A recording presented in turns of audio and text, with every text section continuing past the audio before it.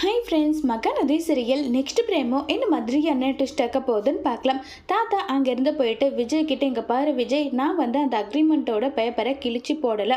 அதுக்கு காரணம் என்னன்னா, நீ காவேரி முன்னாடி போயிட்டு அந்த பேப்பரை கிழிச்சு போடணுன்றது என்னுடைய ஆசை. அதனால தான் காவேரிக்கு உன் மேலே ஒரு நல்ல அபிப்பிராயம் வரும். நம்ம புருஷன் நம்ம மேலே உயிராக இருக்காரு, அதனால தான் அந்த பேப்பரை கிழிச்சு போடலைன்னு சொல்லிட்டு அவங்க நினைப்பாங்க.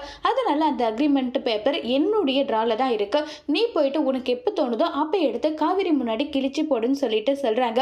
தாத்தா, எதுக்காக நீங்க இது இவ்வளோ டிஃபிகல்ட் ஆக்குறீங்கன்னு எனக்கு தெரியல.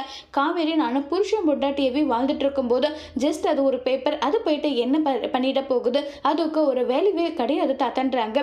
நீ அப்படி நினைக்கலாம். இப்போ உங்க ரெண்டு பேருக்குள்ள இருக்கிற ஒரு பெரிய சுவராகவே இருக்கிறதே அந்த அக்ரிமெண்ட் பேப்பர் தான். அதை நீ காவேரி முன்னாடி அந்த வேல்யூபிள் இல்லாத பேப்பரை கிழிச்சு போட்டுட்டாவே உங்களுக்குள்ள இருக்கிற எந்த ஒரு பிரச்சனையும் இருக்காதுன்னு எனக்கு தோணுது. நீங்க அப்படி நினைக்கிறீங்க. இவ்வளோ நாள் அந்த பேப்பரை எங்கே வச்சுருந்தீங்க, எதுக்காக வச்சுருந்தீங்கன்னு சொல்லிட்டு காவேரி கிட்ட அதுக்கு என்ன பதில் என்கிட்ட இல்லை.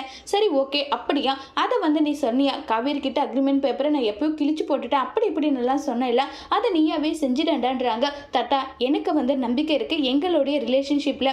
உங்களுக்கு அது நம்பிக்கை இல்லைன்னா அது உங்களுடைய பிரச்சனை தான் சொல்லிட்டு விஜய் தாத்தா சொல்லியும் கேட்காம அங்கேருந்து கிளம்பி போகிறாங்க. தாத்தா இப்போ என்ன செய்ய போகிறாங்க அந்த பேப்பரை, அதுக்குள்ளவே ராகினி அந்த பேப்பரை பார்த்துடுவாங்களா இல்லையாங்கிறத வரப்போகிற எபிசோடில் வெயிட் பண்ணி பார்க்கலாம். தேங்க்யூ.